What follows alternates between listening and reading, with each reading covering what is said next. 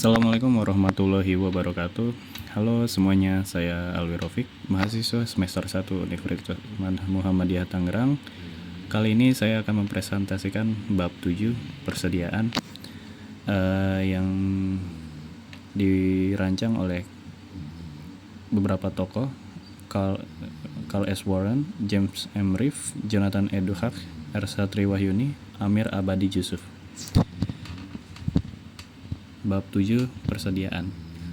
Tujuan pembelajaran kita hari ini mencakup pemahaman pengendalian internal, metode arus biaya, FIFO dan rata-rata, pencatatan perpetual dan periodik, hingga analisis dampaknya pada laporan keuangan. Mari kita masuk ke topik pertama. Ada dua tujuan utama pengendalian persediaan. Yang pertama, melindungi persediaan dari kerusakan atau pencurian, dan melaporkannya dengan benar di laporan keuangan. Pengendalian dimulai saat barang diterima. 3 dokumen kuncinya adalah pesanan pembelian, laporan penerimaan, dan faktor pemasok. Pesanan pembelian memberikan wewenang untuk membeli barang, sedangkan laporan penerimaan menjadi bukti catatan awal bahwa barang fisik sudah diterima. Nah, untuk keamanan fisik, di sini kita menggunakan 2 metode. Yang pertama itu preventif atau penjagaan, seperti menyimpan barang di gudang terkunci. Lalu yang kedua itu ada detektif, seperti menggunakan CCTV atau opnam. Kita masuk ke slide ketiga dari 3. Melindungi persediaan. Penghitungan fisik harus dilakukan mendekati akhir tahun agar pelaporan akurat. Biaya persediaan ini nantinya dicatat menggunakan asumsi arus biaya.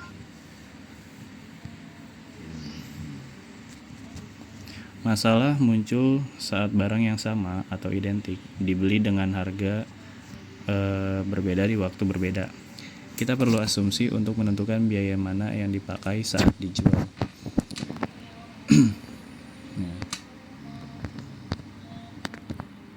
Ada 2 metode utama untuk mengasumsikan arus biaya. Yang pertama itu ada FIFO, barang masuk pertama dianggap keluar pertama, atau bisa dibilang first in, first out. Lalu ada rata-rata tertimbang, menggunakan harga rata-rata dari seluruh barang. Lalu kita ke slide ilustrasi pertama. Contoh, di bulan Mei kita beli 3 unit barang di tanggal berbeda dengan harga 9.000, 13.000 dan 14.000, rata-ratanya adalah 12.000. Nah, lalu jika satu unit dijual seharga 20.000 pada 30 Mei, laba kotornya akan beda. Pakai FIFO labanya 11.000, biayanya 9.000, sedangkan pakai rata-rata labanya 8.000, biayanya 12.000. Metode lain adalah identifikasi spesifik. Ini jika kita tahu persis unit mana yang akan laku. Misal yang laku unit tanggal 18 Mei, maka biayanya 13.000. Ini biasanya untuk barang unik atau mahal. Untuk FIFO, kita asumsikan unit yang terjual adalah yang pertama dibeli. Jadi persediaan akhir adalah barang yang baru dibeli. Itulah kenapa disebutnya first in, first out. Lalu untuk rata-rata tertimbang, beban pokok dan persediaan akhir dihitung berdasarkan rata-rata biaya. Kita lanjut ke slide berikutnya. Nah, berikut adalah diagram alur perbandingan pencatatan antara FIFO dan rata-rata tertimbang.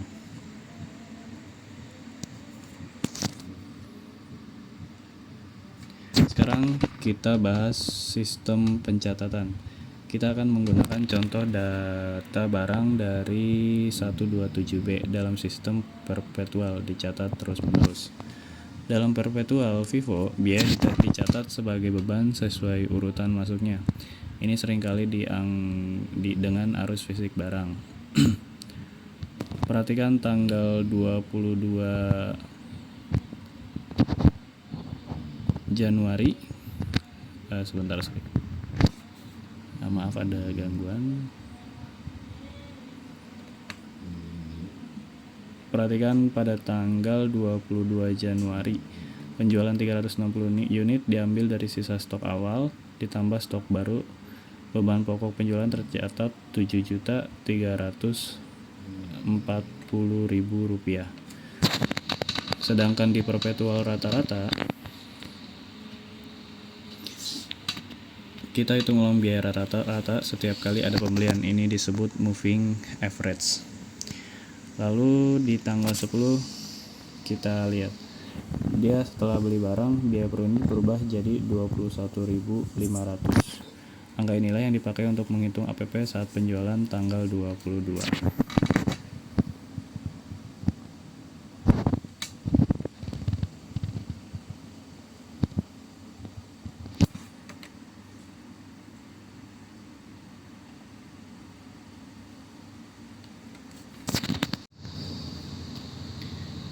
Nah, menghitung fisik pada tanggal 31 Januari menunjukkan terdapat sisa persediaan sebanyak 800 unit. Biaya 800 unit dalam persediaan akhir pada tanggal 31 Januari dihitung sebagai berikut. Biaya paling akhir pembelian tanggal 30 Januari 600 unit, biayanya 23.300 per unit. Total biayanya 13.980.000. Lalu di tabel ini terlihat perbedaannya. Vivo menghasilkan laba bruto sebesar 12.280.000, sedangkan rata-rata 12.100.000. Jika terjadi inflasi harga naik, Vivo akan menghasilkan laba bruto tertinggi karena membebankan harga lama yang murah. Persediaan dinilai berdasarkan biaya, namun jika harga pasar jatuh karena usang atau rusak, kita pakai penilaian lain. Dengan biaya harga, jumlah tertinggi, jumlah terendah. Lalu kita gunakan metode LCM, lower of cost or market. Kita pilih nilai terendah antara biaya atau pasar.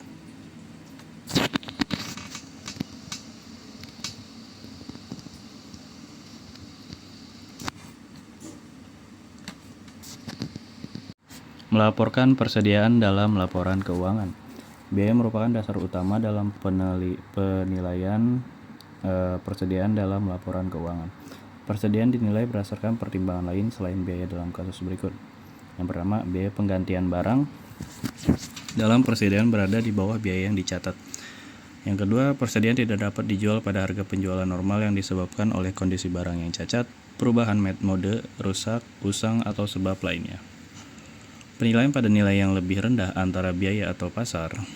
Jika biaya penggantian barang dalam persediaan lebih rendah daripada biaya perolehan, metode nilai pasar atau biaya perolehan yang lebih rendah, lower of cost or market atau LCM, digunakan untuk menilai persediaan.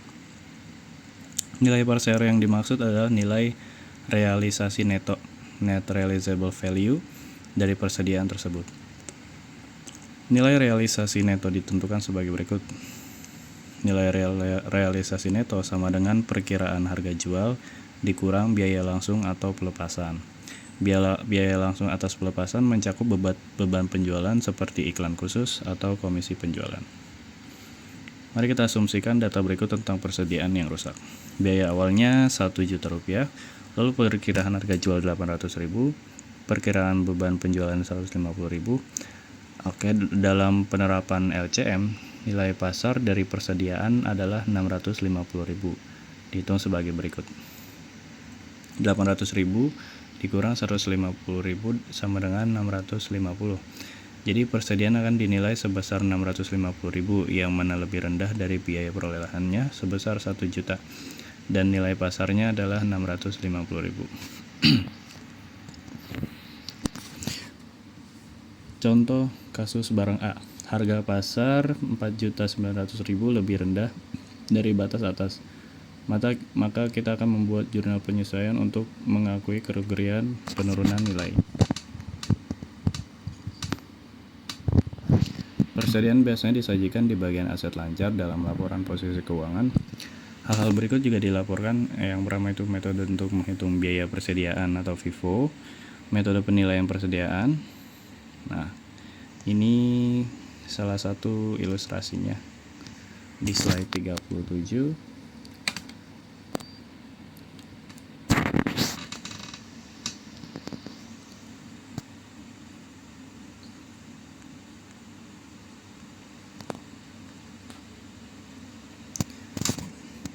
Pengaruh kesalahan persediaan untuk laporan laba rugi selama 2 tahun. Penjualannya di 980.000 di 2015. Jika ada kesalahan hitung seperti di tahun 2016, itu akan mengakibatkan akhirnya adalah 0 untuk 2 tahun tersebut. Kesalahan pada persediaan berbalik atau batal, sehingga laporan laba rugi gabungan untuk 2 tahun sebesar 525.000 itu sudah benar.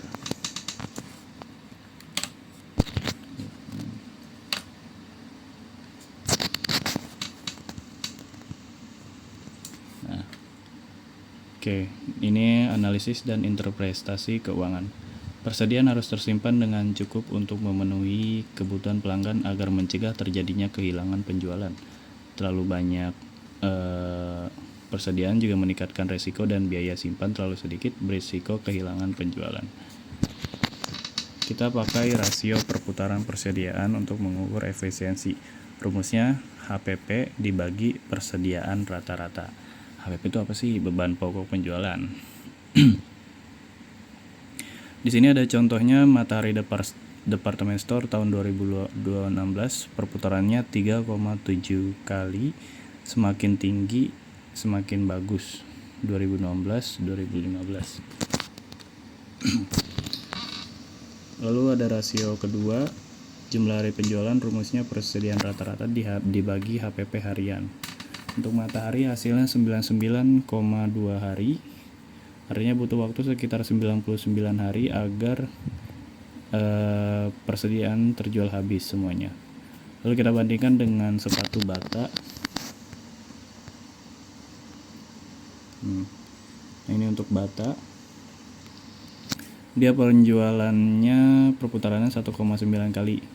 Karena kan kenapa lebih kecil daripada Matahari? Karena biasanya itu bata itu cuma sepatu, tapi kalau Matahari kan dia benar-benar karakteristiknya untuk fashion, jadi bisa dibilang lebih laku dibandingkan sepatu. Nah, perputaran persediaan Matahari itu 3,7, kalau bata 1,9, jumlah harinya 99 untuk Matahari, dan bata 195 hari. Lalu ada 2 metode estimasi jika stok fisik tidak bisa dihitung, misal karena kebakaran, yaitu adalah metode retail, yang kedua metode laba bruto. Nah, kalau metode retail, dia menggunakan rasio biaya terhadap harga eceran. Langkah-langkahnya nih, ada yang pertama, hitung jumlah persediaan tersedia untuk dijual pada biaya dan pada harga retail. Lalu hitung rasio biaya terhadap harga retail atas biaya yang tersedia untuk dijual. Hitung persediaan akhir pada harga retail dengan mengurangkan penjualan dari persediaan tersedia untuk dijual pada harga retail.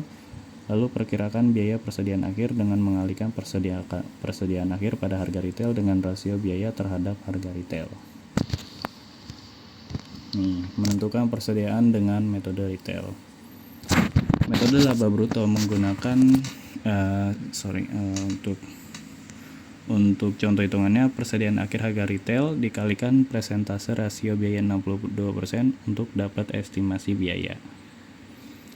Kalau metode laba bruto menggunakan persentase margin laba-laba historis untuk menaksir HPP dan sisa stok.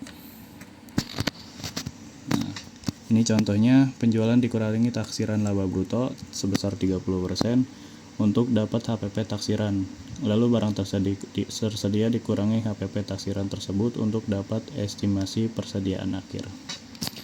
Nah,